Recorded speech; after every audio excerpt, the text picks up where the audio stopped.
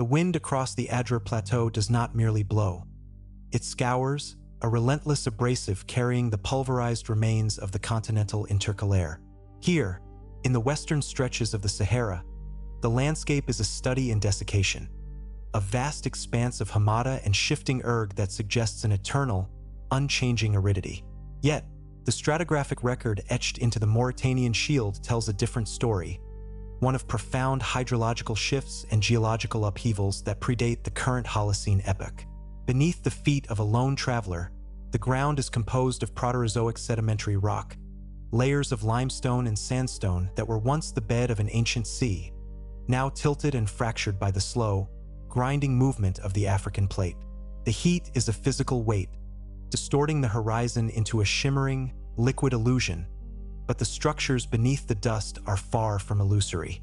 They are the skeletal remains of a world that existed before the desert claimed its dominion. To understand the eye of the Sahara, one must first look down from the vantage of the thermosphere.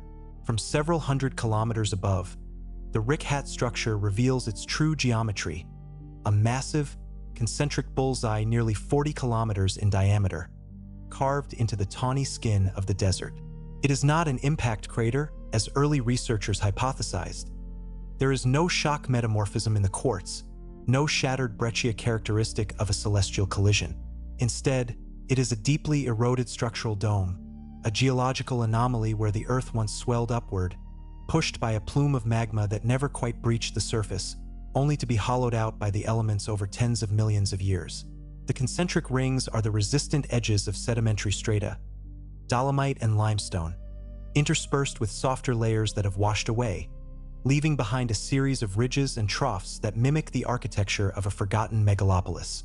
The silence of the Richat is absolute, broken only by the occasional rattle of loose scree shifting under the influence of diurnal temperature swings. During the day, the rocks expand under a sun that offers no respite, and as the temperature drops precipitously at night, the stones contract, sometimes cracking with the sound of a distant gunshot. This is a landscape defined by erosion.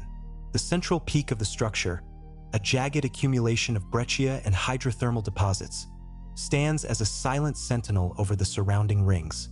For centuries, this site remained hidden to the Western world, known only to the nomadic tribes who navigated the Adrar by the stars, until the advent of orbital photography brought its uncanny symmetry into sharp focus. The resemblance to the descriptions found in the dialogues of Timaeus and Critias is not merely superficial. It is a structural mirror that demands a rigorous, empirical investigation into the intersection of geology and oral tradition. Plato's account, often dismissed as a philosophical allegory, describes a city of concentric circles, 3 of water and 2 of land, arranged with a precision that defies the haphazard nature of most ancient urban planning.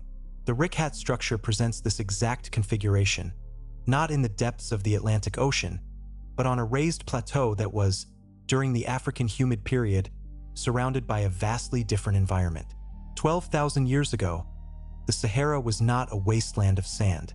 The fossilized remains of hippopotamuses, crocodiles, and massive aquatic gastropods found in the depressions of the Adrar indicate a period when the northern half of Africa was a lush mosaic of lakes, rivers, and savannas.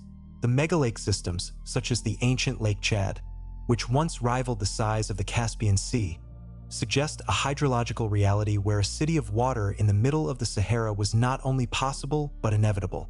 Walking through the inner rings of the Richat, one encounters the specific mineralogy described in the ancient texts.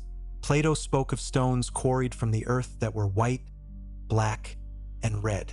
To the skeptic, this is a generic detail, but to the geologist, it is a specific fingerprint of the Richat's volcanic history. The structure is a complex of igneous and sedimentary rock. There are outcrops of white limestone and marble, bleached by the sun and polished by the wind. There are flows of black basalt and gabbro, dense and heavy, the cooling products of the alkaline magmatism that formed the dome. And there are the red sandstones and iron-rich siltstones, stained by the oxidation of hematite over eons. These 3 colors, white, black, and red, form the primary palette of the Richat's geology, existing in situ, ready to be shaped by anyone with the tools to harness them. The salt is everywhere, It crusts the surfaces of the dry wadis and permeates the soil of the surrounding sebkhas.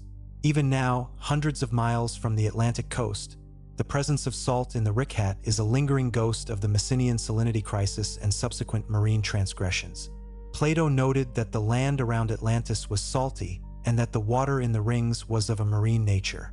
In the center of the eye, the groundwater remains brackish, a remnant of a time when the sea level was different, or when the drainage patterns of the African continent allowed the ocean to reach further inland through the massive river systems that once flowed from the Atlas Mountains toward the Atlantic.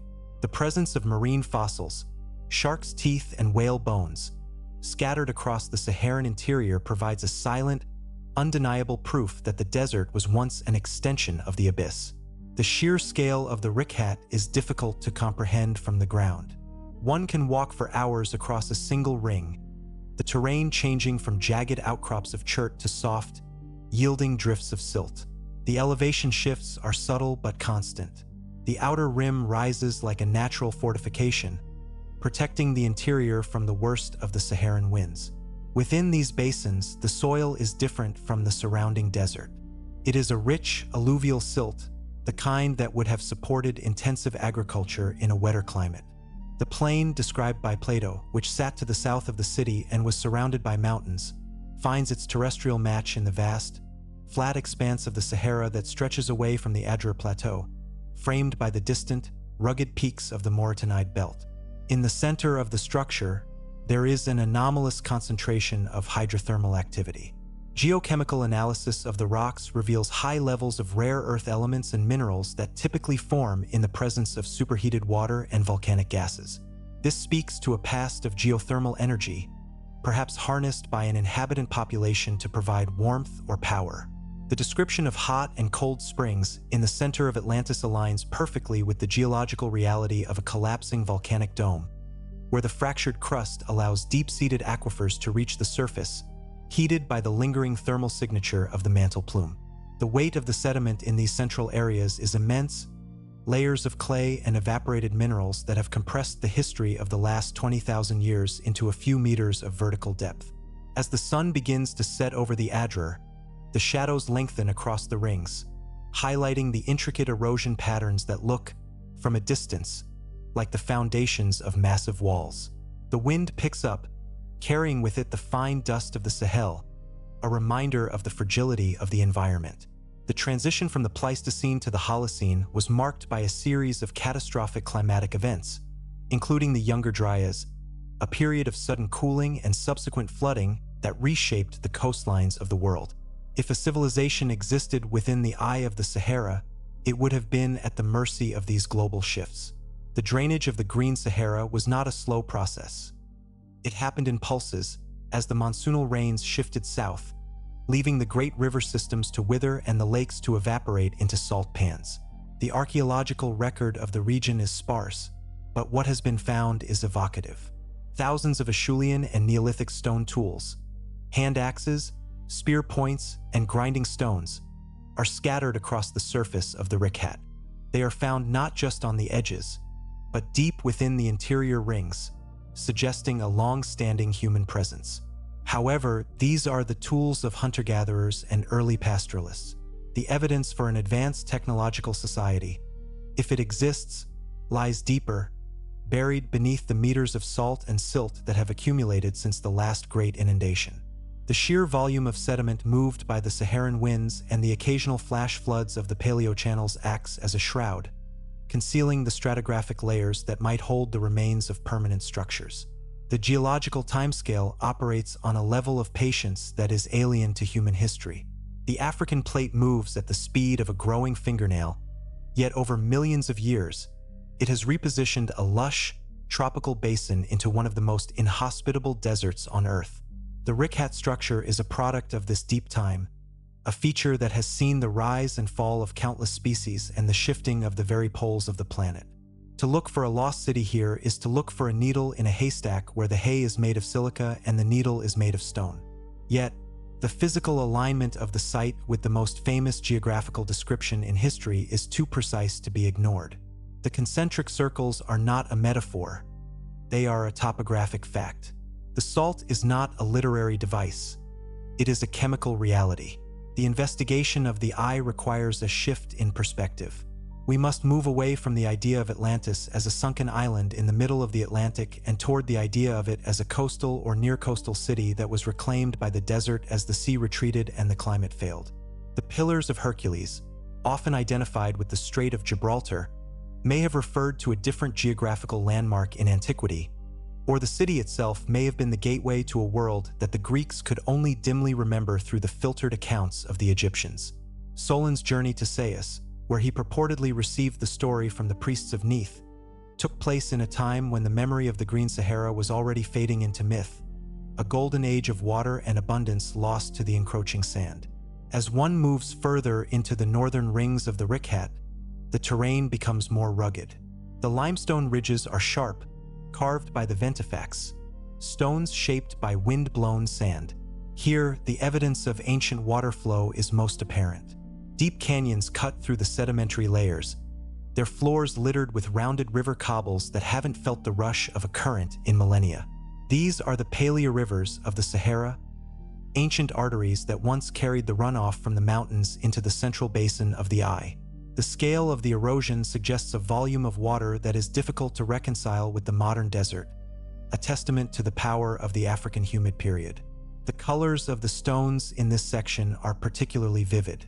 The hematite-stained sandstone glows a deep, blood red in the late afternoon light, while the quartz veins within the basalt provide a stark, white contrast.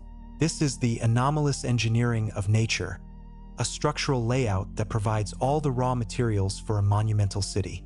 If an advanced society were to choose a location that offered natural protection, access to geothermal heat, and a ready supply of building materials, the Richat would be the logical choice. The rings themselves act as a series of defensive perimeters, while the central island provides a high ground that would have remained dry during all but the most catastrophic floods.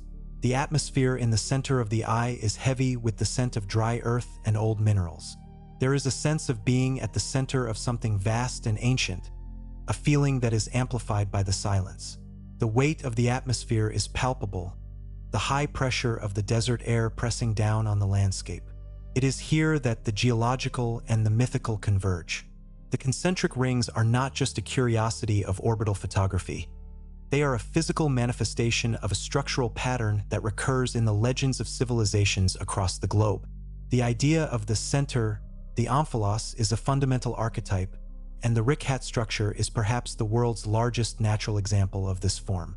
To continue this investigation, one must look at the specific environmental pressures that would have led to the abandonment of such a site. The end of the African humid period was not a single event but a series of climatic shocks. The orbital precession of the Earth, the Milankovitch cycles, shifted the monsoon belt, causing the rains that fed the Saharan rivers to fail. Over the course of a few centuries, the lush savanna turned to scrub, the lakes shrank into bitter salt marshes, and the vibrant ecosystems collapsed. For a city dependent on the water of the rings, this would have been a slow-motion catastrophe, a decades-long struggle against a drying world. The final inundation, the one that Plato describes as happening in a single day and night of misfortune, might have been a localized event, a massive flash flood triggered by a sudden climatic shift, or a tectonic adjustment that caused the plateau to tilt, draining the rings and burying the city in mud. The shoal of mud that Plato claimed made the sea impassable in that region could well be a description of the massive silt deposits left behind as the Saharan rivers reached their final, agonizing end. The Eye of the Sahara is not just a geological structure. It is a graveyard of an epoch, a place where the deep time of the Earth and the brief, flickering history of humanity may have briefly intertwined.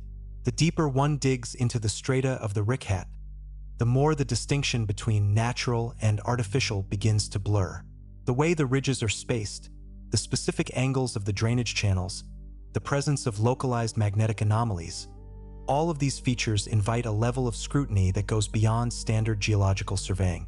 There are areas where the breccia appears almost sordid, where the concentration of certain minerals seems too deliberate. This is the challenge of the forgotten Earth, to discern the hand of an architect in a world where nature itself is the master builder. The evidence is not found in grand monuments or inscribed pillars, but in the subtle deviations from the expected, the small clues hidden in the chemistry of the soil and the orientation of the rocks. The sand is the ultimate eraser. It fills every void, rounds every sharp edge, and masks the true depth of the basins. To see the Richat as it was 12,000 years ago requires a mental stripping away of the millions of tons of yellow sand that now choke the valleys. Beneath that sand lies the limestone floor of the rings, carved by the flow of water and perhaps shaped by the hands of those who called this place home. The investigation is only beginning. As the stars emerge over the Adrar, cold and brilliant in the thin desert air, the eye of the Sahara stares back at the cosmos, a silent witness to a history that we are only just beginning to remember. The vast, rectangular plain described in the dialogues finds a geological echo in the Taudini Basin, a massive structural depression that encompasses a significant portion of the West African Craton.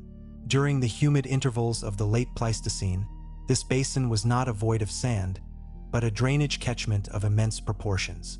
The stratigraphic evidence suggests that the runoff from the Atlas Mountains to the north and the Adrar to the east converged here, creating a fertile alluvial expanse that matches the dimensions provided in the ancient accounts. The soil here is a complex mixture of aeolian dust and fluvial silt, a record of a time when the hydrological cycle was robust enough to support a permanent, high-density population. The weight of this sediment, accumulated over millennia, masks the underlying bedrock, yet seismic surveys reveal a remarkably flat basement, a natural foundation that would have required little modification to serve as the agricultural heart of a continental power.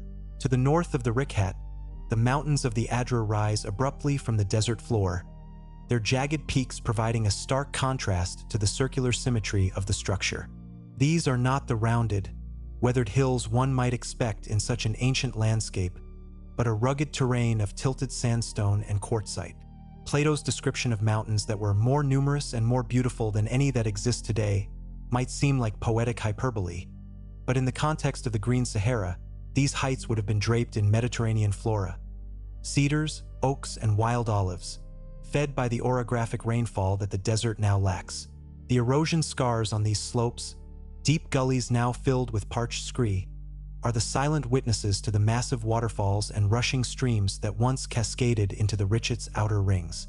The thermal contrast between the sun-baked rock and the cool, shadowed canyons creates localized wind patterns that still whistle through the passes, a haunting remainder of a world that was once vibrant and loud with the sound of moving water. The concept of the Pillars of Hercules serves as a primary point of contention in the traditional Atlantic hypothesis, yet a deeper reading of the geographical constraints of the time suggests a different interpretation. In antiquity, the term did not exclusively refer to the Strait of Gibraltar. Rather, it was often used to denote any significant maritime gateway or boundary of the known world. For a civilization based in Western Africa, the massive basaltic headlands that guard the mouth of the Senegal River or the Cap Blanc Peninsula could have served as the symbolic pillars through which one entered the vast, unknown Atlantic Sea. Furthermore, the geological evidence for the Tamanrasett River, a massive paleochannel system that once flowed from the Saharan interior to the Atlantic coast, provides a direct maritime link between the eye of the Sahara and the ocean. This was a river the size of the Ganges, a deep, navigable artery that would have allowed for the movement of heavy trade goods and naval vessels from the circular city to the world beyond. The transition from the fluvial to the Aeolian regime is recorded in the very texture of the stones within the Richat's central dome. If one examines the weathered surfaces of the breccia, there is a distinct layering of mineral patinas. The oldest layers are dark, rich in manganese and iron, formed during periods of high humidity and biological activity. Overlaid on these are the pale, dusty coatings of the modern arid era. This chemical stratigraphy is a biological clock, ticking away the centuries as the moisture retreated. Within the central island of the Richat, there are curious alignments of these stones, formations that do not quite match the chaotic distribution of a natural landslide. Some blocks of basalt, weighing several tons, appear to have been shifted, their orientations favoring the cardinal directions, though the erosion of the last 12,000 years has softened their edges to the point where they are indistinguishable from natural outcrops to the untrained eye.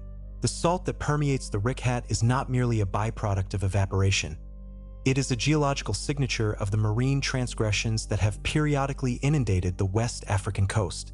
During the interglacial peaks, the sea level rose significantly, and the low-lying basins of the Sahara were transformed into vast inland seas. The Richat, situated on a slightly elevated plateau, would have remained an island or a peninsula within this watery world. The presence of marine salts in the inner rings suggests that at some point, the sea was not just a distant neighbor but an intimate part of the structure's environment. This aligns with the description of Atlantis as a maritime power that had ships and triremes, and a harbor that was full of vessels and merchants coming from all parts.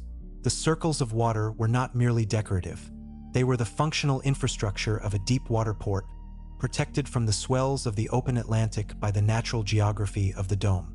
The anomalous engineering required to transform a natural geological dome into a functioning city would have been a work of generations. It would involve the dredging of the softer sedimentary layers between the resistant dolomite ridges, deepening the natural troughs to create navigable canals. The material removed from these troughs, the red, black, and white stones, would then be used to reinforce the ridges, creating the massive walls described in the texts. This is not a task beyond the capability of a society with a sophisticated understanding of hydrology and masonry. The very nature of the Richat structure provides a template for such construction.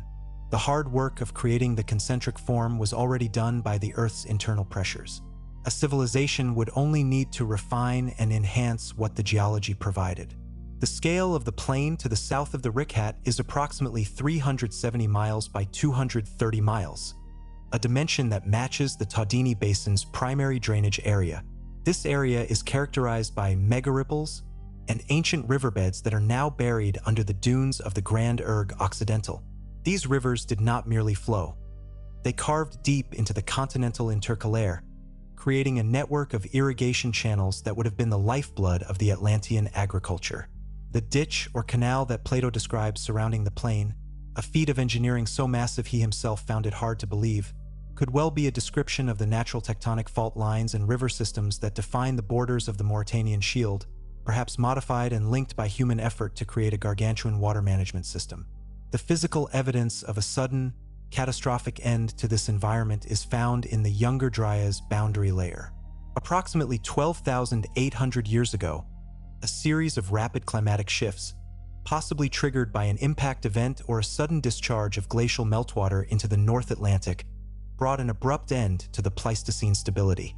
In the Sahara, this was marked by a period of extreme flooding followed by a rapid onset of aridity. The one day and night of misfortune would have seen the Tamanrasett River swell to a width of miles, carrying millions of tons of sediment and debris into the Atlantic. For a city built on the low-lying rings of a geological dome, this would have been an extinction-level event. The mud that Plato describes as making the ocean impassable was the catastrophic runoff of an entire continent's topsoil, dumped into the sea in a geological instant. The silence that now permeates the Richat structure is a heavy, oppressive thing. It is the silence of a tomb. As one walks across the inner island, where the palace of the king was said to have stood, the ground feels hollow in places. The hydrothermal breccia is porous, riddled with cavities formed by the boiling waters of the past. These subterranean voids, some of them the size of large chambers, offer a potential repository for the artifacts of a lost age. Protected from the scouring winds and the intense UV radiation of the surface, any material culture deposited in these caves would be preserved in a state of suspended animation, awaiting the drill or the ground-penetrating radar of a future expedition. The magnetic anomalies detected within the Richat are particularly intriguing. Magnetometer surveys show a series of high-intensity spikes that correlate with the locations of the volcanic dikes that radiate from the center of the dome. However, there are secondary anomalies that do not follow the expected geological patterns. These are localized, concentrated pockets of magnetic variance that suggest the presence of large masses of ferrous material or perhaps the lingering signature of high-temperature industrial processes. If the inhabitants of the eye were utilizing the geothermal heat of the dome for smelting or metalwork, specifically the production of orichalcum, a metal said to flash like fire, these magnetic scars would be the inevitable footprint of their industry. The orichalcum itself, often dismissed as a mythical alloy, may have been a naturally occurring copper-gold or copper-zinc alloy found within the hydrothermal deposits of the Richat. The geochemical signature of the Adrar is rich in metallic ores, and the unique conditions of a collapsing volcanic dome are exactly where one would find exotic mineralizations. The description of the walls of the inner city being coated in this metal suggests a society that had moved beyond simple subsistence and was engaged in the high-level manipulation of their environment. The red, black, and white stones were the foundation, but the orichalcum was the finish, a testament to a level of aesthetic and technical sophistication that the modern world has only recently begun to replicate. The weight of the desert sand is not just a physical barrier, it is a psychological one. It is difficult for the human mind to reconcile the parched, yellow void of the modern Sahara with the image of a thriving green metropolis. Yet, the geological timescale demands this reconciliation. The eye of the Sahara is a snapshot of a moment when the Earth's climate and geology align to create a perfect cradle for a civilization. The fact that this cradle is now empty is not proof that it never held life. It is proof of the cyclical nature of the planet's environments. The African humid period was but one of many green Saharas that have occurred over the last several million years, each one a window of opportunity for the development of complex societies. As the wind howls through the gaps in the Dolomite ridges, it carries with it the music of the desert, a low-frequency vibration caused by the friction of billions of sand grains. This singing sand phenomenon is well documented in the Sahara, but in the Richat, the circular geometry of the rings acts as a natural resonator, amplifying the sound until it becomes a physical presence. One can imagine the ancient inhabitants hearing this sound as a constant, rhythmic pulse, the heartbeat of the earth itself. It is a sound that evokes the deep time of the Proterozoic, a reminder that the Richat is not just a place, but a process, a slow-motion transformation of rock and energy that has been unfolding for nearly 100 million years. The archaeological potential of the site is hampered by the logistical challenges of the Mauritanian interior. The heat, the lack of water, and the shifting political landscape make large-scale excavation nearly impossible. Yet, the surface finds continue to hint at a more complex history than the traditional narrative allows. Beyond the Acheulean hand axes, there are fragments of worked stone that show signs of high-speed abrasion, surfaces that are too flat and edges that are too sharp to have been produced by simple percussion. These are the anomalous artifacts of the Richat, scattered and weathered, but nonetheless indicative of a level of craftsmanship that sits uncomfortably alongside the primitive tools of the Neolithic. The transition from the inner rings to the central peak is a journey through a landscape of broken glass. The hydrothermal activity has produced vast quantities of chert and jasper, minerals that fracture with razor-sharp edges. In the sunlight, the ground glitters with 1,000 different facets, a mosaic of silicate that would have been a primary resource for any ancient industry. The central peak itself is a jumble of this glass and the dark, heavy breccia of the volcanic plug. It is the most geologically complex part of the structure, a place where the forces of the mantle and the atmosphere have met in a violent, protracted struggle. If we accept the Richat as a candidate for a lost civilization, we must also accept the implications of its destruction. It was not a failure of the people, but a failure of the planet's stability. The Forgotten Earth is a place defined by these abrupt transitions, where the progress of thousands of years can be undone by a shift in the Earth's axial tilt or a sudden surge in the oceanic currents.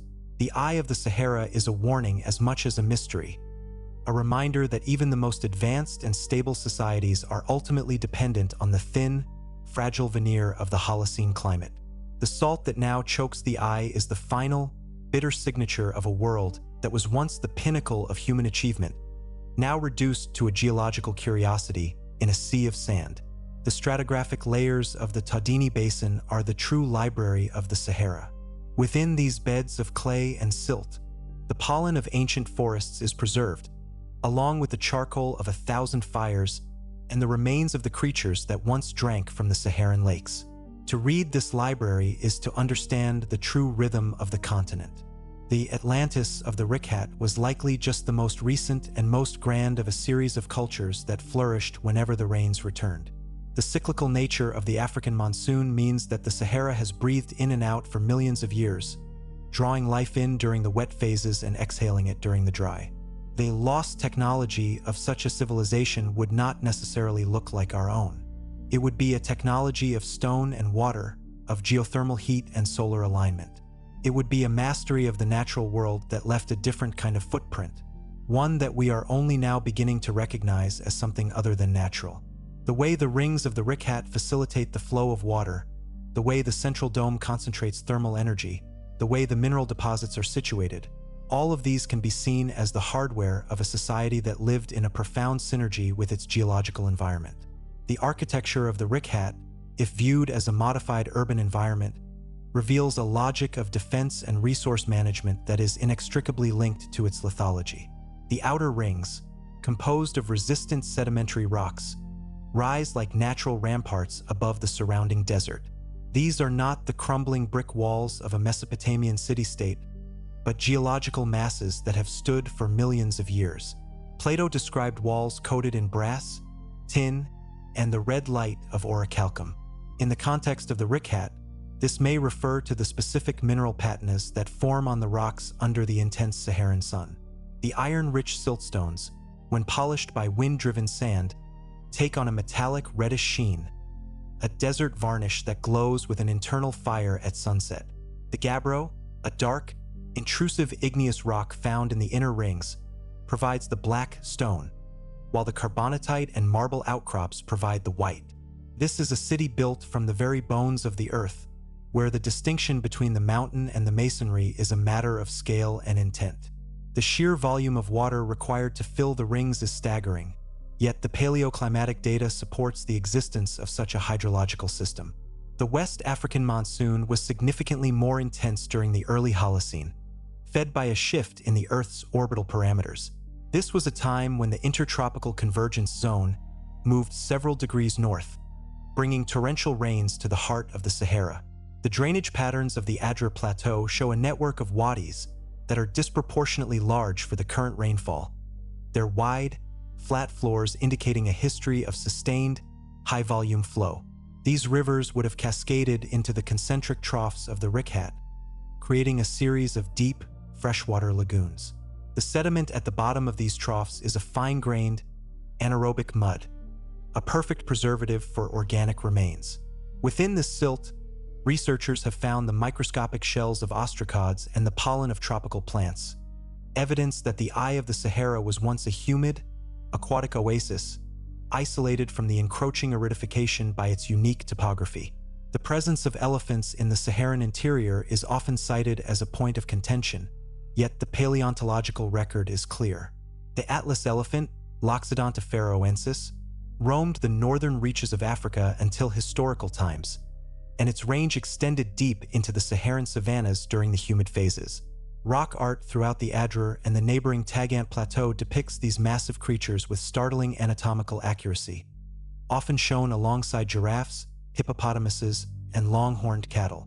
Plato's mention of a great number of elephants in Atlantis is not a flight of fancy, but a biological reality of the North African landscape 10,000 years ago. These animals were part of a complex ecosystem that thrived on the margins of the Great Saharan Lakes, their survival tied to the same hydrological pulses that would have sustained a human civilization within the Richat. The ditch or canal that Plato describes, a gargantuan undertaking that supposedly encircled the entire agricultural plain, finds a potential geological candidate in the Tamanrasett paleochannel. This was not a hand-dug trench, but a massive tectonic and fluvial feature that drained the southern slopes of the Atlas and the Hoggar Mountains. Modern satellite radar, SIRC/XSAR, has mapped this buried river system, revealing a channel that rivaled the Amazon in its peak discharge. This river flowed west, passing just south of the Richat, effectively creating a water boundary for the plain of the Taudini Basin. To an ancient observer, such a river, perhaps enhanced by localized levees and irrigation works, would appear as a work of superhuman engineering. The weight of the water moving through this system would have been enough to subtly depress the local crust, creating a self-reinforcing drainage basin that kept the Atlantis of the Sahara fertile for thousands of years. The collapse of this system was likely tied to the meltwater pulse 1b, a period of rapid sea level rise and climatic instability that occurred approximately 11,500 years ago. As the great ice sheets of the northern hemisphere retreated, billions of tons of freshwater were dumped into the Atlantic, disrupting the thermohaline circulation, the great ocean conveyor belt that regulates global climate.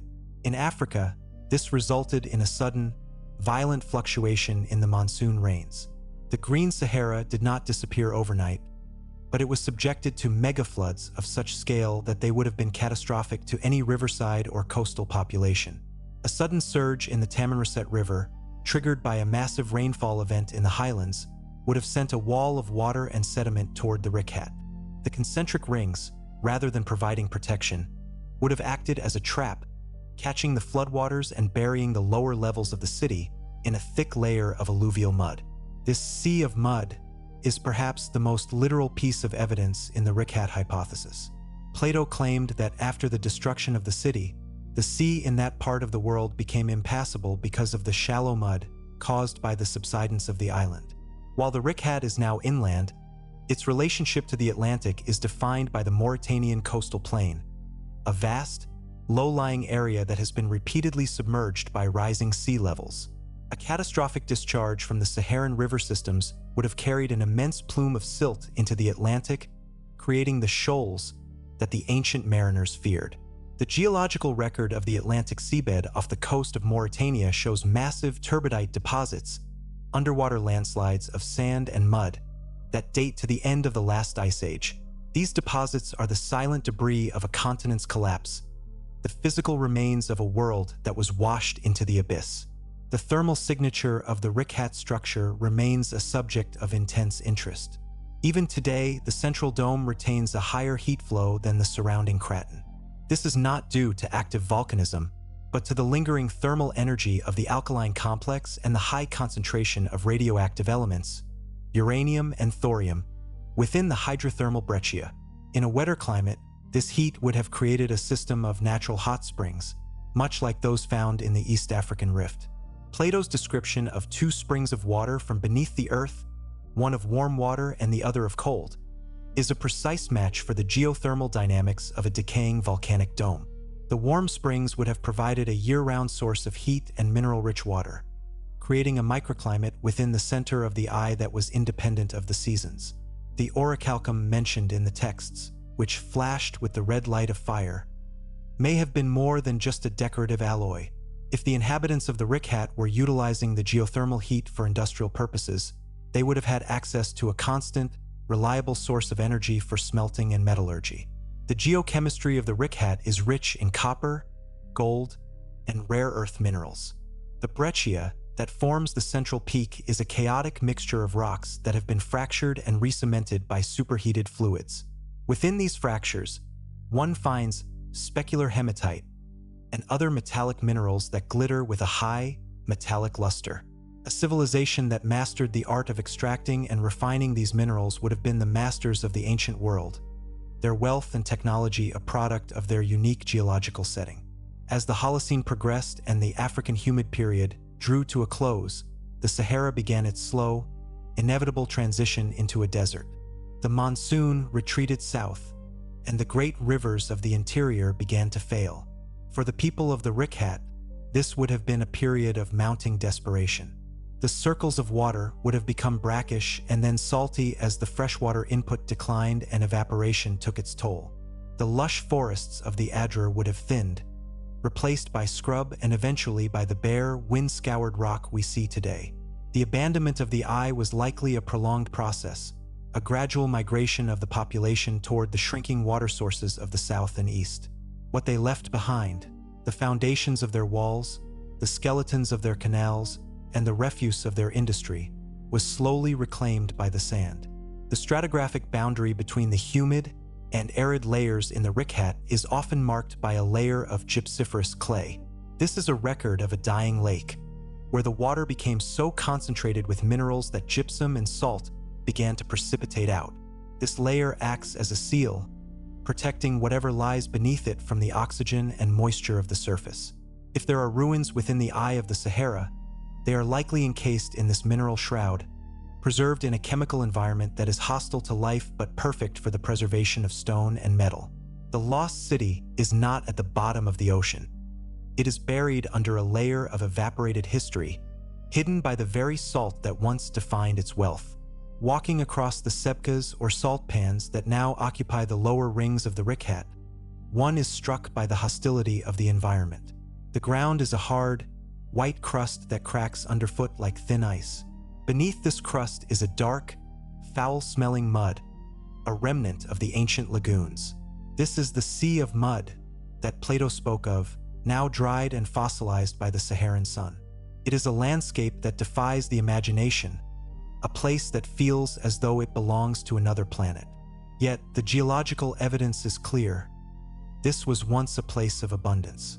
The transition from one extreme to the other is a hallmark of the Earth's climatic history, a reminder that the stability of our modern world is a temporary illusion.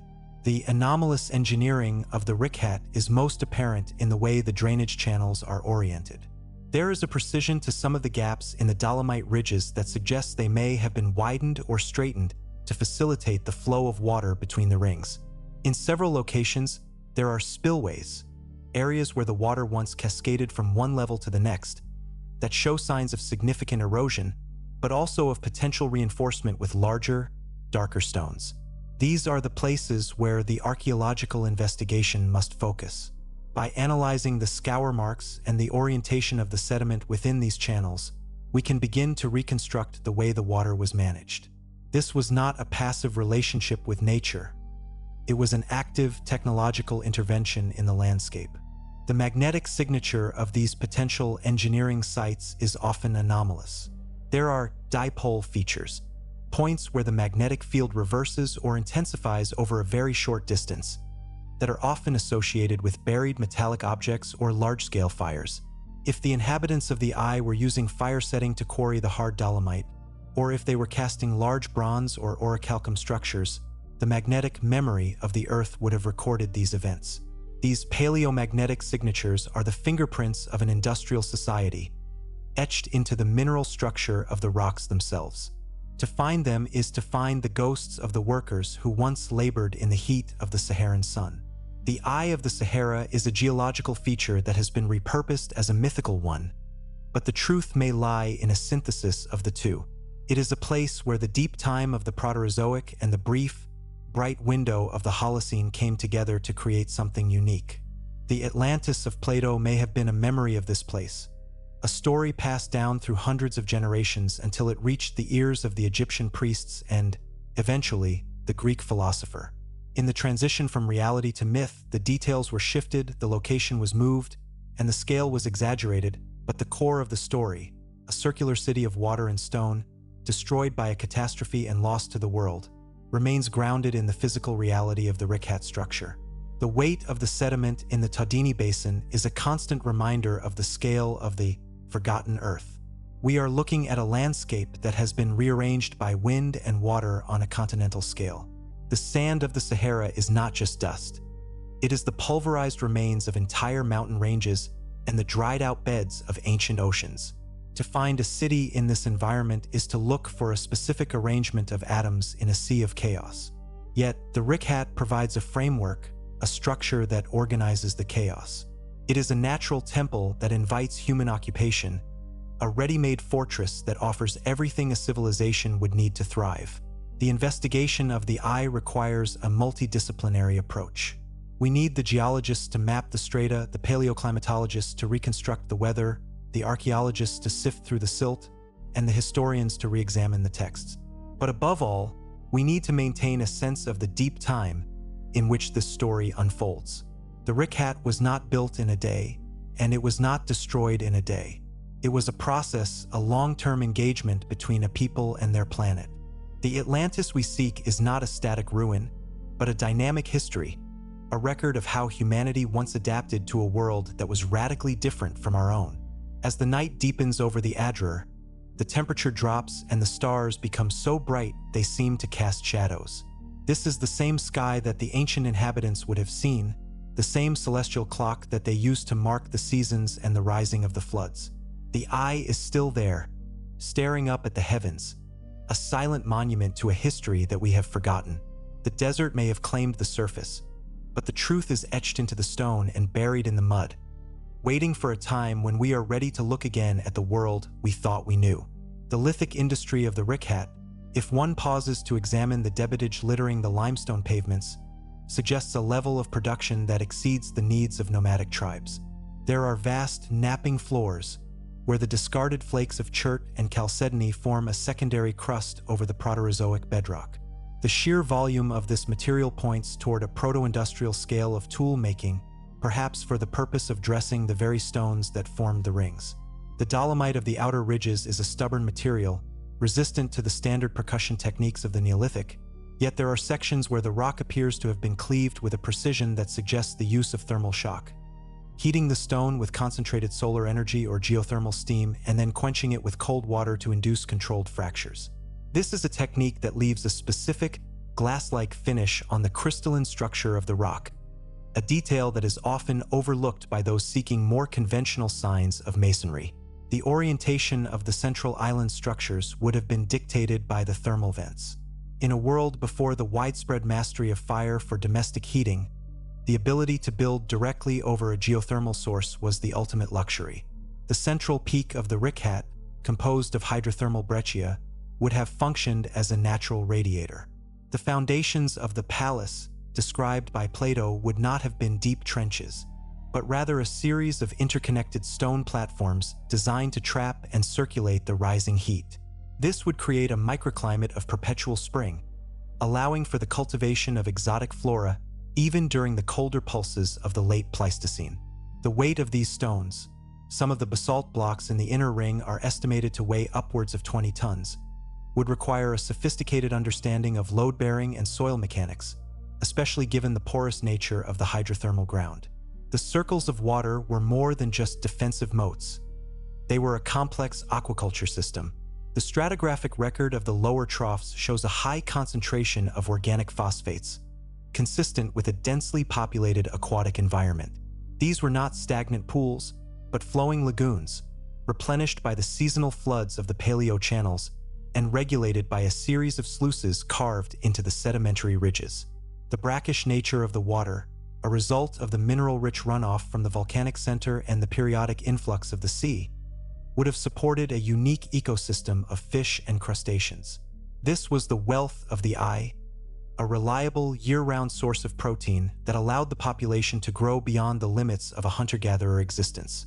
The salt that now chokes these troughs is the fossilized remains of this abundance, a bitter white scar across the landscape that tells of the moment the system failed.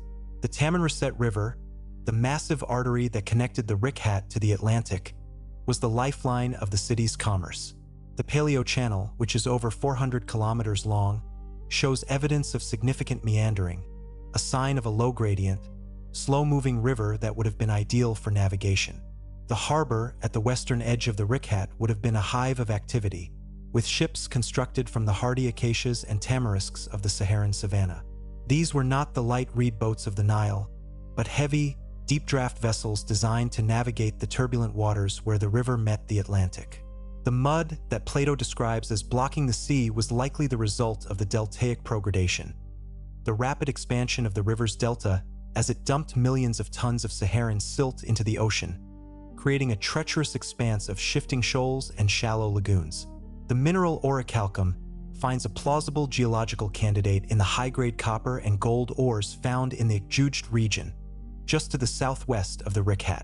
This area is home to some of the oldest copper mines in Africa, with evidence of smelting that dates back millennia. The specific alloy mentioned in the texts, one that flashed like fire, could be a reference to a naturally occurring orichalcite or a specific bronze with a high arsenic content, which gives the metal a brilliant, silvery red luster. The distribution of these minerals within the Mauritanian belt is a result of the same tectonic forces that created the Eye of the Sahara. A civilization centered in the Richat would have had a virtual monopoly on these precious metals, using them not just for trade, but to coat the walls of their temples and palaces, creating a city that literally glowed under the intense Saharan sun. As the African humid period reached its zenith, the environment of the Richat would have been one of overwhelming sensory richness. The sound of the waterfalls plunging from the Adrar cliffs would have been a constant backdrop, a roaring white noise that echoed through the concentric valleys. The air would have been thick with the scent of damp earth, blooming acacias, and the sulfurous tang of the hot springs. This was a world of high contrast. The dark, cooling shadows of the deep canyons and the blinding metallic light of the limestone ridges. The weight of the atmosphere, rich in moisture and oxygen, would have supported a level of biological productivity that is almost impossible to reconcile with the modern Hamada. The forgotten Earth was not a desert. It was a pressurized hothouse of life and human ingenuity. The transition toward aridity was not a smooth descent, but a series of centennial-scale droughts that pushed the society to its breaking point. Each time the monsoon failed, the water level in the rings would drop, exposing the dark mud of the lagoons and concentrating the salts. The lush forests of the mountain slopes would have died back, their roots no longer able to reach the receding water table. This led to massive soil erosion, as the unanchored earth was washed into the basins by the occasional violent flash floods. The stratigraphic layers from this period show a shift from organic-rich silts to coarse, sandy deposits, the physical signature of a landscape in collapse. The Atlantis of the Sahara did not just disappear. It was slowly choked to death by its own environment. The final abandonment of the eye was likely triggered by a tectonic adjustment in the West African Craton. The African plate is not a static block. It is subject to internal stresses as it moves against the Eurasian plate.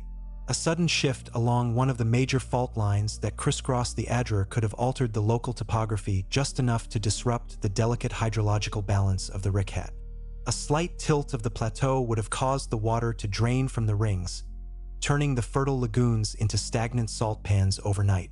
This, combined with a particularly severe climatic pulse like the one recorded at the end of the Baling-Alarad interstadial, would have been the death knell for the city. The people would have had no choice but to gather what they could and migrate, leaving their stone walls and silted canals to the mercy of the wind.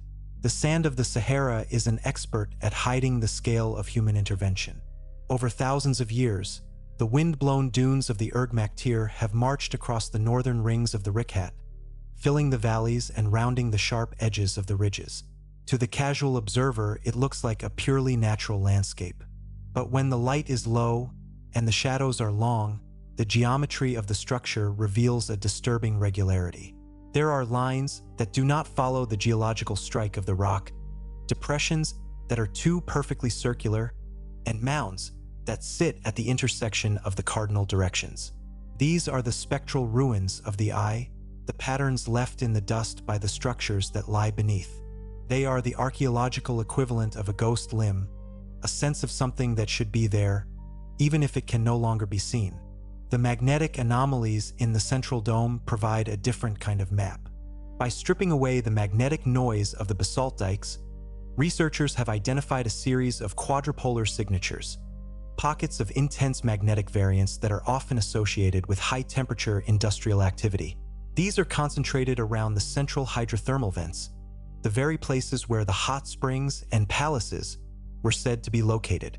If these are indeed the remains of massive metalworking sites, it would explain the red light that the city was famous for. The constant glow of the smelting furnaces, reflected in the polished walls of the city and the waters of the rings, would have made the eye of the Sahara a beacon in the desert night, a literal sun on the earth. The salt crust of the Sebkas is a chemical archive of this lost industry. Within the crystal lattice of the salt, there are microscopic inclusions of lead, copper, and tin, the waste products of a metallurgical society. These are not found in the same concentrations in the surrounding desert, suggesting a localized source of pollution that lasted for centuries. The weight of this evidence, the geological symmetry, the mineral matches, the hydrological potential, and the chemical signatures, creates a cumulative case that is far stronger than any single artifact. We are not looking for a single smoking gun, but for the total environmental footprint of a continental power. The Richat structure is that footprint, etched into the shield of Africa and preserved by the very aridity that destroyed it. The investigation of the forgotten earth is a lesson in humility. We tend to view history as a linear progression from the primitive to the advanced, but the geology of the Sahara tells a story of cycles. The eye was a peak of achievement that occurred during a window of environmental opportunity. When that window closed, the society collapsed, and the knowledge they possessed was scattered or lost. The myth of Atlantis is the distorted echo of that collapse, a cultural memory of a time when the desert was green and the earth provided everything. The Eye of the Sahara is the physical reality behind the myth, a place where the deep time of the planet and the history of our species are one and the same. The stratigraphic layers of the Mauritanian coast also hold clues to the shoal of mud that Plato mentioned. Core samples taken from the continental shelf show a massive influx of terrestrial sediment around 11,600 years ago, a volume of material that can only be explained by the catastrophic failure of the Saharan river systems. This was not a slow process. It was a geological instant, a pulse of mud and debris that would have turned the coastal waters into a thick, unnavigable slurry. This sediment is composed of the same minerals found in the Richat, the red sandstones, the black basalts, and the white limestones. It is the city itself, pulverized and washed into the sea, a final, muddy signature of its existence. As one sits on the edge of the outermost ring of the Richat, looking south toward the vast, empty plain of the Taudini, the scale of the loss is palpable. This was once a garden, a place of canals and crops, of elephants and lions, of a people who had mastered the art of living in harmony with a powerful and unpredictable planet. Now, it is a place of stone and wind, a landscape of ventifacts and sebkas. The eye stares up at the sky, a blind socket that once saw the glory of a world we can only imagine. The transition from the green Sahara to the Great Desert is the most profound environmental shift in human history, and the Richat Structure is its most significant monument. The silence is the most enduring part of the eye. It is a silence that has lasted for 10,000 years, a period longer than all of recorded human history. It is a silence that swallows the sound of the wind and the rattle of the stones. But for those who know how to listen, the geologists, the archaeologists, the seekers of the forgotten, the silence is full of information. It speaks of the weight of the sediment, the temperature of the springs, the flow of the rivers, and the flash of the orichalcum. It is the silence of a truth that is too big to be told in words, a truth that is written in the very strata of the earth. The transition from the raw, unhewn rock of the outer rings to the refined masonry of the inner sanctum is a study in lithological selective pressure. If an inhabitant population were to utilize the Richat, they would find that the earth had already performed the primary labor of quarrying. The stratigraphic cleavage of the dolomite ridges allows for the extraction of massive, tabular blocks with minimal effort, the stone naturally fracturing along the bedding planes. These blocks, some the size of modern shipping containers, form the structural core of the concentric elevations. In the late afternoon, when the sun hangs low over the Atlantic horizon, the shadows cast by these ridges reveal a staggering linearity. There are stretches where the natural erosion appears too consistent, where the angle of the slope maintains a precise 30-degree incline for kilometers at a time. This is the hallmark of a landscape that has been managed, where the natural process of mass wasting has been diverted or accelerated to serve a structural purpose. The red stone of the Richat is not merely a surface stain. It is a deep-seated characteristic of the iron-rich sandstones that compose the middle rings. This stone is a ferruginous quartzite, a material of immense density and durability. When polished by the constant action of the Saharan wind, it develops a desert varnish, a manganese-rich patina that gives the rock a mirror-like finish. Plato's description of the walls of the city, flashing with the light of fire, becomes a literal observation in this context. A traveler approaching the eye from the surrounding plain would see a series of concentric, glowing halos rising out of the heat haze, the red quartzite reflecting the spectrum of the desert sun. This is an architecture of light as much as of stone, a deliberate exploitation of the region's mineralogy to create a visual spectacle of power and permanence. Beneath the surface of the central island, the hydrothermal system remains the most compelling evidence for a sophisticated urban infrastructure. The hot and cold springs were not mere wells, but the surface expression of a complex plumbing system carved into the breccia. The central dome is riddled with vugs and solution cavities, many of them lined with amethyst and smoky quartz. In a humid climate, these cavities would serve as natural reservoirs, filtering the rainwater through layers of silicate and carbonate rock until it emerged at the surface, purified and mineral-rich. The hot springs would be fueled by the lingering thermal gradient of the alkaline intrusion, the water heated by its passage through the deep-seated fractures of the Mauritanian shield. The ability to harness this constant source of thermal energy would have given the occupants of the Eye a level of comfort and industrial capacity that was unprecedented in the ancient world, allowing for the year-round processing of ores and the heating of domestic spaces during the brutal Saharan nights.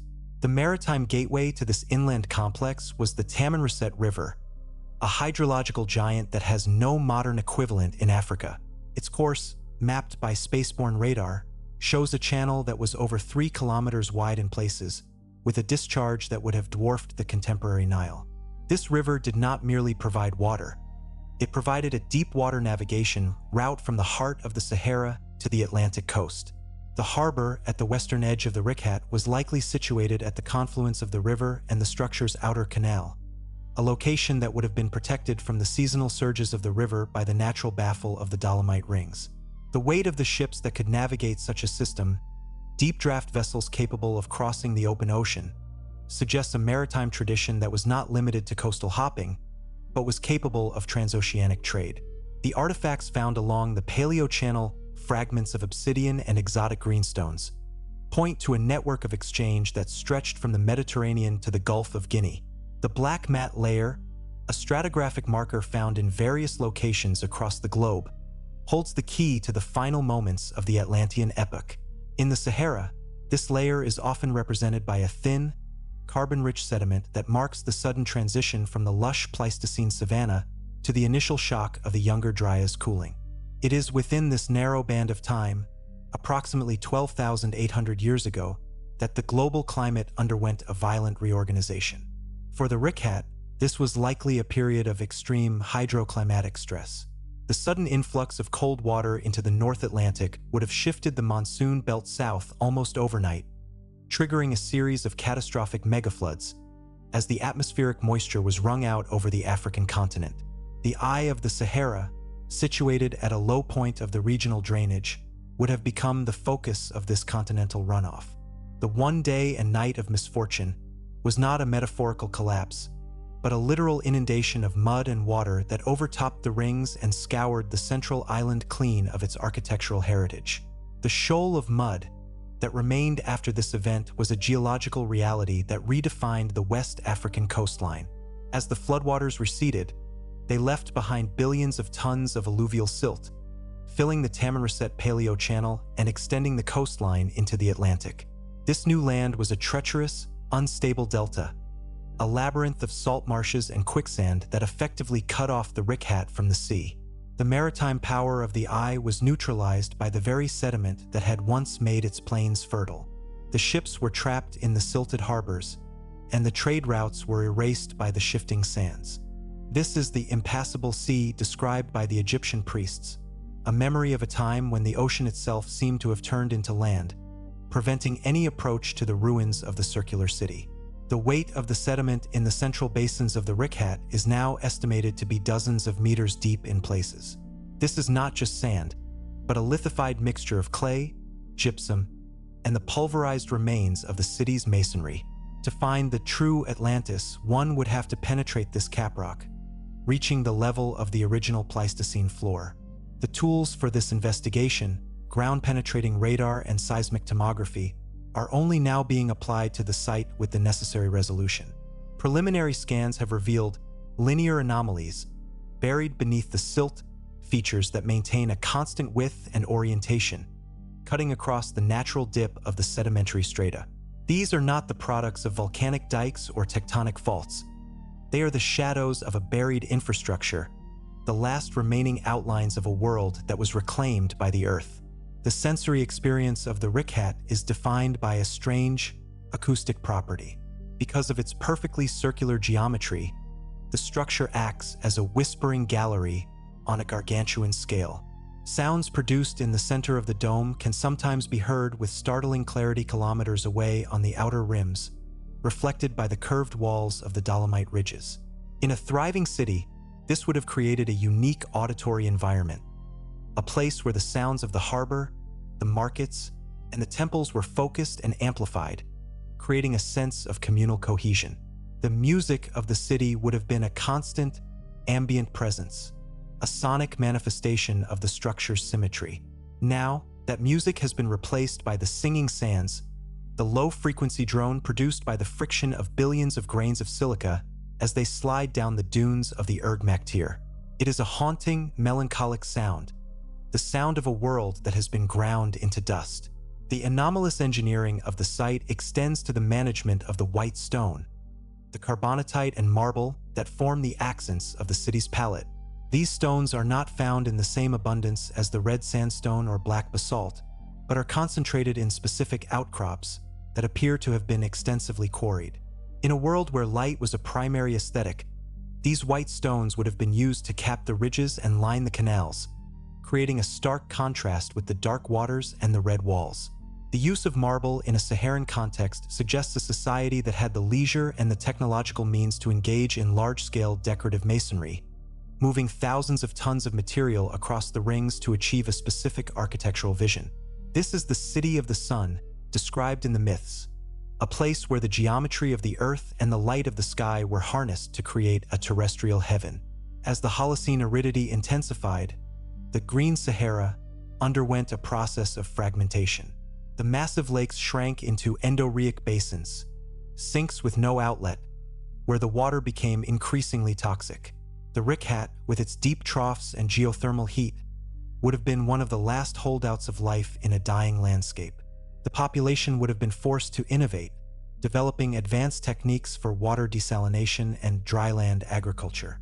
The canals described by Plato may have served as much for the preservation of water as for navigation, a series of covered or lined conduits designed to minimize evaporation. The failure of these systems was not a failure of intelligence, but a failure of the planet's resource base. When the rains finally ceased altogether, even the most advanced engineering could not save the eye from the encroaching desert. The lost technology of the Atlantean civilization was likely a mastery of geological synergy. They did not fight the environment. They enhanced it. They used the natural ridges as walls, the natural depressions as canals, and the natural heat as energy. This is why their ruins are so difficult to find. They are integrated into the very fabric of the landscape. To the modern eye, trained to look for rectangular foundations and piles of rubble, the Richat looks natural. But to an eye trained in deep time and structural morphology, the site reveals itself as a massive, repurposed geological anomaly. It is the ultimate example of stealth architecture, a city that has effectively disguised itself as a mountain. The magnetic signature of the industrial zones within the Richat provides a glimpse into the scale of their metallurgical operations. The pockets of intense magnetic variance are not random. They are aligned with the paleochannels, suggesting that the ore was transported by water to the smelting sites.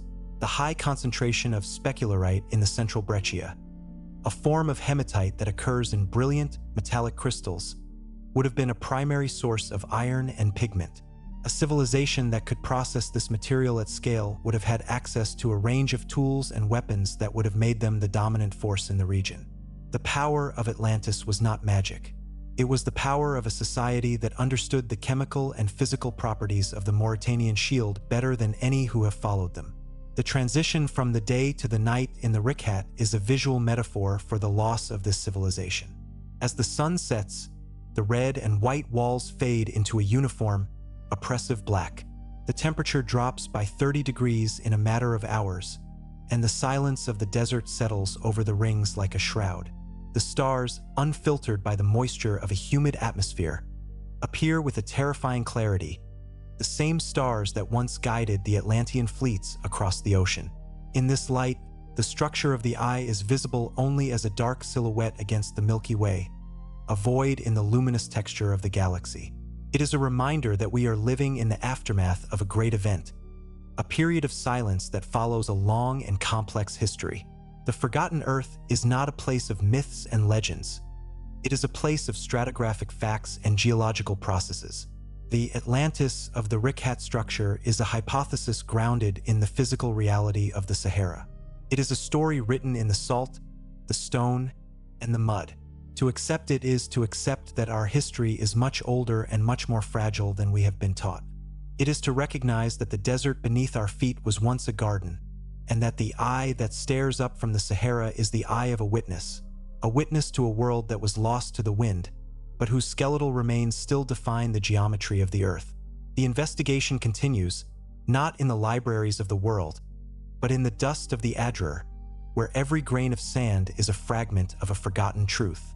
The measurement of the rings, as documented in the ancient dialogues, provides a mathematical bridge between the mythical and the geological. Plato specified the diameter of the central island as 5 stadia, with the subsequent rings of water and land following a strict numerical progression. In the context of the Richat structure, these stadia, a unit of measure that varied across the ancient world, find a startlingly close correlation when applied to the innermost ridges of the dome.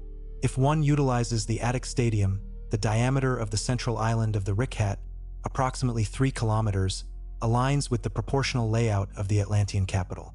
This is not a coincidence of geometry. It is a manifestation of the scale at which a society must operate when its foundations are dictated by the natural fractures of the earth. The weight of these measurements is not found in a textbook, but in the physical distance one must travel across the salt-crusted floor of the inner trough to reach the first rise of the Dolomite Rampart. It is a distance that was once navigated by boat, and is now a grueling trek through the desiccated remains of an ancient sea. The stratigraphic record of the Mauritanian coast, specifically the shelf break deposits known as the Mauritanian Slide, provides the physical evidence for the catastrophic flushing of the Sahara. These underwater landslides, composed of millions of tons of terrestrial sediment, are the structural signature of a continent in trauma. During the transition at the end of the Pleistocene, the rapid rise in sea level caused a massive isostatic adjustment. The Earth's crust, relieved of the weight of the northern ice sheets, began to tilt and flex. For the low-lying basins of West Africa, this resulted in a reversal of drainage patterns. The Great Saharan rivers, which had for millennia flowed into the interior lakes, suddenly surged toward the Atlantic. This was the one day and night of misfortune. It was a wall of water, mud, and the pulverized remains of every structure in its path, surging through the Tamanrasett Channel and dumping its load into the deep ocean. The shoal of mud that remained was the debris of a civilization, a sedimentological archive of everything that had been lost, now buried under hundreds of meters of seawater and Holocene silt. The geochemical anomalies of the Richat Central Dome continue to challenge the standard geological narrative. In several locations, the concentration of rare earth elements, lanthanum, cerium, and neodymium, is significantly higher than in any other part of the West African craton. While these elements are common in alkaline volcanic complexes, their specific isotopic ratios within the Richat suggest a period of selective enrichment. This is a process often associated with high-temperature hydrothermal processing, the kind of environment one would find in a large-scale industrial smelting operation. If the inhabitants were utilizing the geothermal vents to concentrate these minerals, they were engaging in a form of chemistry that the modern world has only mastered in the last century. The orichalcum was likely the byproduct of this process, a sophisticated alloy that utilized the unique mineralogy of the dome to create a material that was as durable as steel and as luminous as gold. The red light it emitted was the spectral signature of its chemical composition, a literal fire in the heart of the stone.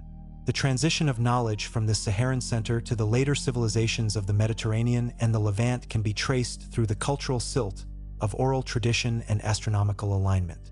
The Dogon people of Mali, located just to the east of the Mauritanian border, possess a complex cosmology that includes detailed knowledge of the Sirius star system, knowledge that is difficult to explain through conventional anthropological models.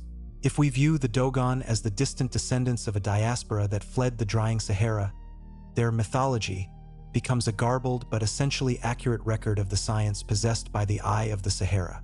The Namo, the aquatic beings who supposedly brought knowledge to the Dogon, may be a cultural memory of the maritime people who once lived in the circles of water within the Richat. The weight of this connection is not found in artifacts, but in the persistence of ideas, the way a society remembers its origin long after the physical evidence has been ground into sand. The physical architecture of the plain south of the Richat is a testament to a level of water management that is almost continental in scope. Satellite imagery reveals a network of fossilized irrigation canals that cut across the Taudini Basin, their paths independent of the modern drainage. These channels, now filled with wind-blown sand, show a level of planimetric regularity that is not characteristic of natural fluvial systems. They are straight for tens of kilometers, maintaining a constant gradient that suggests a deep understanding of surveying and hydraulic engineering.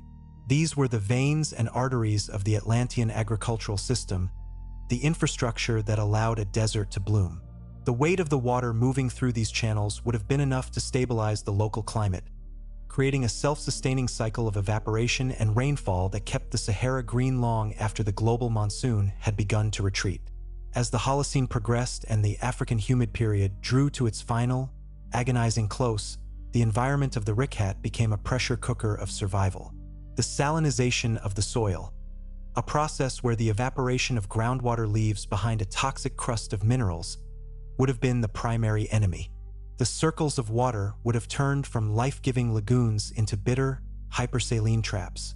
The stratigraphic layers from this era show a desperate attempt to adapt, the presence of microdams and localized desalinization pans within the inner rings.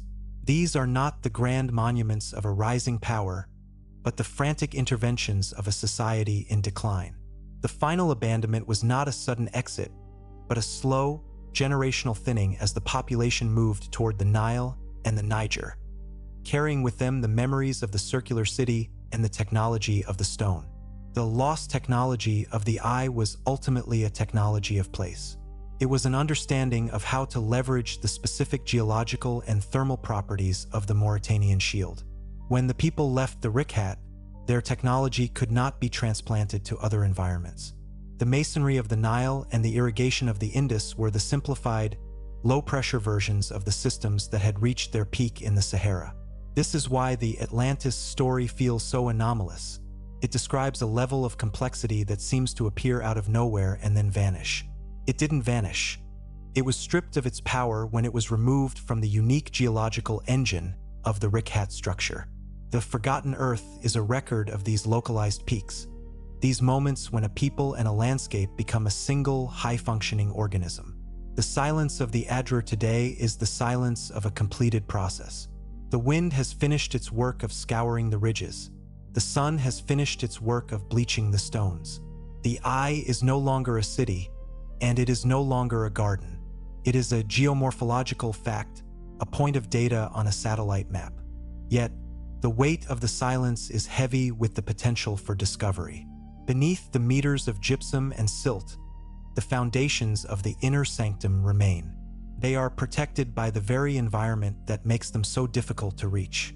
The extreme heat, the lack of water, and the shifting sands are the guardians of the site, ensuring that the evidence of the Atlantean epoch remains undisturbed until a civilization with the necessary technological and spiritual maturity arrives to uncover it. The sensory details of the modern Richat provide a final, haunting link to the past. The way the air shimmers over the sepkas at noon, creating a liquid illusion that looks exactly like the lagoons of the past. The way the singing sands produce a low-frequency hum that mimics the vibration of an industrial city. The way the desert varnish on the red stones still flashes with a metallic light when the angle of the sun is just right. These are the ghosts of the eye, the physical echoes of a world that refuses to be completely erased. The transition from the Green Sahara to the Great Desert was the most profound event in the history of our species, and the Richat structure is the only monument large enough to tell the story. It is a story of deep time, of geological catastrophe, and of a humanity that was once much more than we remember. The investigation of the Forgotten Earth is not a search for a myth, but a confrontation with the reality of our planet's instability. The Eye of the Sahara is a warning that the environments we take for granted are temporary, and that the stability of the Holocene is a geological fluke. The Atlantis we find in the desert is a mirror of our own fragility, a reminder that the height of our achievement is always balanced on the edge of a stratigraphic boundary. As the stars will over the Mauritanian shield, cold and indifferent to the history of the dust, the eye of the Sahara remains, a silent, circular witness to a truth that we are only just beginning to speak. The forgotten is not gone. It is simply waiting for the next turn of the wheel, the next pulse of the monsoon, and the next generation of seekers to look down from the sky and see the truth hiding in plain sight. The final word on the Richat belongs to the stones themselves. The Proterozoic limestone, the volcanic breccia, and the ferruginous sandstone have seen the rise and fall of oceans and the shifting of continents. They do not care for the names we give them or the stories we tell, but they hold the record of the heat, the pressure, and the flow. They are the true authors of the forgotten earth, and their script is written in the language of the strata. To read it is to understand that we are but a brief, flickering light in a very long night, and that the eye we see in the desert is, in fact, the earth looking back at us, remembering a time when we were one.